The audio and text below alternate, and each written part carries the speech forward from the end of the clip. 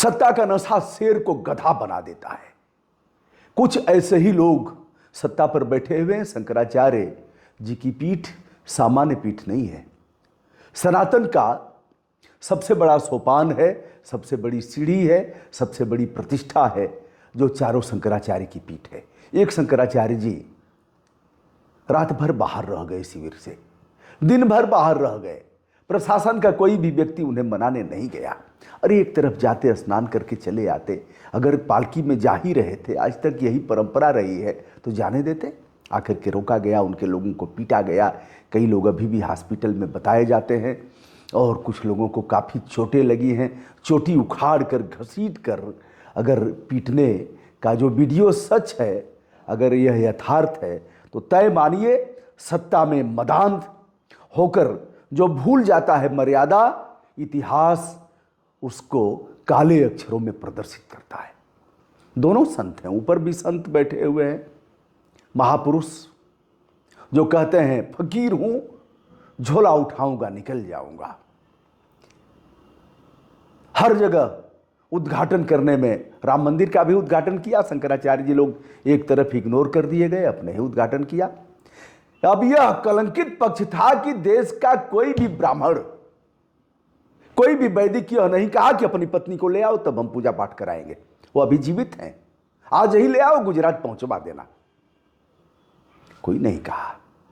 उसी दिन से सनातन के लिए स्याह पक्ष बन गया और उल्टी गिनती शुरू हो गई।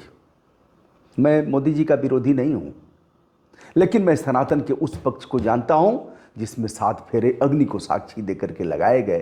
कौन सी हिंदू और सनातन की धर्मावलंबी महिला ऐसी होगी जो नहीं चाहेगी कि हम अपने पति के साथ किसी तीर्थ स्थल पर जाएं। बहरहाल चलिए, वहाँ की कथा वहाँ छोड़िए, आ जाइए अब माघ मेला प्रयागराज में। शंकराचार्य जी को रोका गया, भक्तों ने जिद किया होगा कि हम ले जाएंगे। फिर उसके बाद आप देख रहे हैं किस तरह से पीछे पिस्टल लगाए हुए हैं और वह लोग खींच करके उनकी पालकी को ले जा रहे हैं। जहाँ छोड़ा था वहीं उन्होंने धरना दे दिया, अनशन कर दिया। अभी तक कोई अधिकारी, जब मैं वीडियो कर रहा हूँ तभी तक कोई अधिकारी शंकराचार्य जी के पास नहीं पहुँचा और ना ही कोई मिनिस्टर, कोई विधायक, कोई नहीं पहुँचा। वीडियो कॉलिंग पर थोड़ी देर के लिए हमारा दर्शन हुआ, मैंने प्रणाम किया, उन्होंने ऐसे आशीर्वाद दिया, बस इशारे में कुशल क्षेम हुआ। जो भी किसी भी धर्म का धर्मावलंबी है हमसे अच्छा है, वह जो भी इस तरह का वस्त्र धारण कर लिया है हमसे अच्छा है। मैं तो यही मानता हूं, उनको प्रणाम कर लेता हूं। उनके दुर्गुण होंगे उनके लिए, उनके अच्छे गुणों के लिए मैं शीश नवा लेता हूं। यह भी सनातन है। अब गाय को राष्ट्रमाता घोषित करने के लिए अगर शंकराचार्य जी अभियान चला रहे हैं तो बुराई क्या है? कर दीजिए ना महाराज, इससे भी अच्छा अवसर और आएगा क्या? लेकिन गाय को बाबा भी, बड़े बाबा भी कटवा रहे हैं, छोटे बाबा भी कटवा रहे हैं। बड़े बाबा को शर्म नहीं आई गाय के मांस की कंपनियों से सबसे अधिक चंदा लेने में। ऐसा हमारा धर्म विरुद्ध प्रधानमंत्री, जो देश की, जिसके पास देश की सत्ता का बागडोर हमने सौंपा है, वह सनातन और मर्यादा की बात करता है और गाय कटवाता है, गाय की कंपनियों से चंदा लेता है। बीफ के मामले में हमारा देश विश्व में अग्रणीय स्थान पर है। हम कोई ऐसे थोड़ी कह रहे हैं, अरे चंदा लिया बीफ कंपनियों से, जग जाहिर है। उसके बाद भी अब कुछ सुनिए कुछ लोगों का। हमने तो उस संत को भी तड़प तड़प कर मरते हुए देखा है, घिर्रा करके ले जाते हुए देखा है, जो IIT के प्रोफेसर थे, प्रोफेसर सानंद।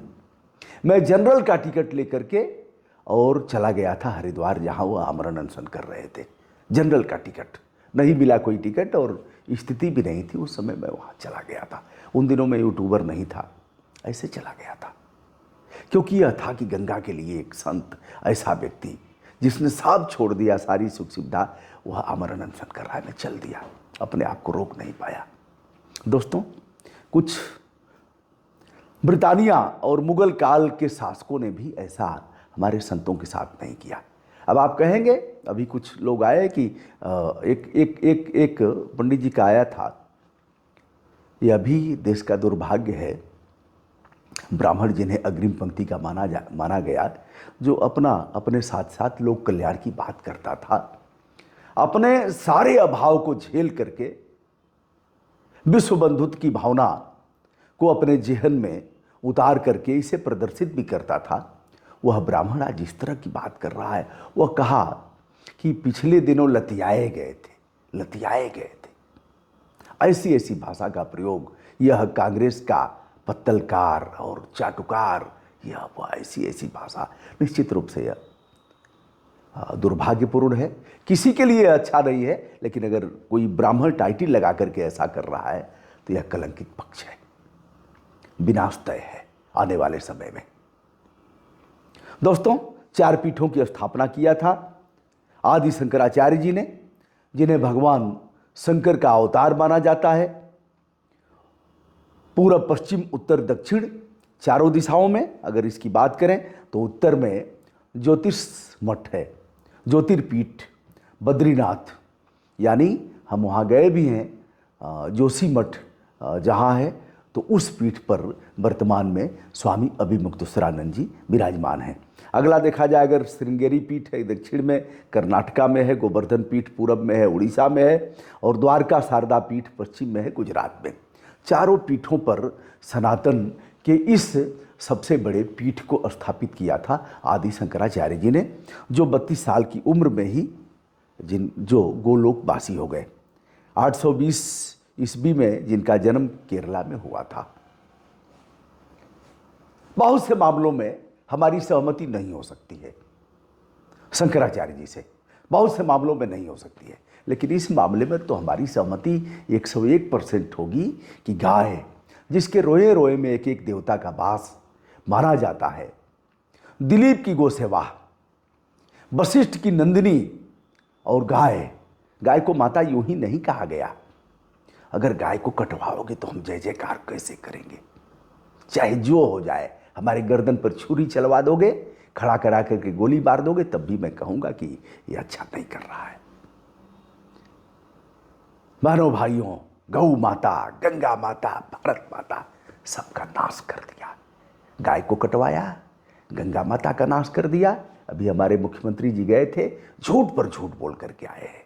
क्या झूठ बोला है आदित्यनाथ योगी ने?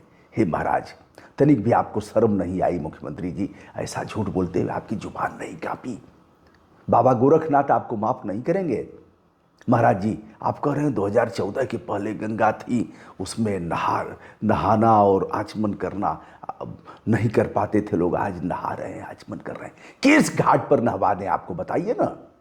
आइए 80 घाट पर नहवा देते हैं। वही तुलसीदास जी का 80 घाट के बगलिया में जो 80 नदी गिर रही है ना, उसी संगम पर नहा लीजिए। संगम के स्नान का बड़ा महत्व है। 80 और गंगा जहाँ दोनों का संगम होता है। आइए महाराज, आदि केशव के बगल में बरुणा और गंगा के संगम पर आपको नहला देता हूँ। ताम्र पात्र लेकर के और आपके सिर पर पानी डालूंगा, नहलाऊंगा। आप पीठाधीश्वर हैं, रगड़ रगड़ करके नहला दूंगा, तेल ओल भी लगा दूंगा बढ़िया से। नहा लीजिए, औकात हो तो। कितना झूठ बोल रहे हैं आप? नालों को बंद नहीं करा पाए, एसटीपी प्लांट आपके फेल हो गए, रात को पानी ऐसे ही उड़ेल देते हैं, और आप कहते हैं इस तरह से गंगा के बारे में कह रहे हैं। अलकनंदा क्रूज का मलमूत्र सीधे गंगा में उड़ेला जा रहा है, उसके बाद 5000 रुपया उस पर जुर्माना लग रहा है। उसी क्रूज में आप भी घूमे थे, उसी क्रूज में प्रधानमंत्री जी भी घूमे थे। कुल मिलाकर के आज रात कैसी होगी मुझे नहीं पता, लेकिन योगी और योगी के पुलिस पर मुझे तनिक भी विश्वास नहीं है। कोई न कोई अनहोनी शंकराचार्य जी के साथ घट सकती है। भगवान भोलेनाथ उनकी रक्षा करें, तीर्थराज प्रयाग उनकी रक्षा करें। आज के दिन बस इतना ही। प्रणाम।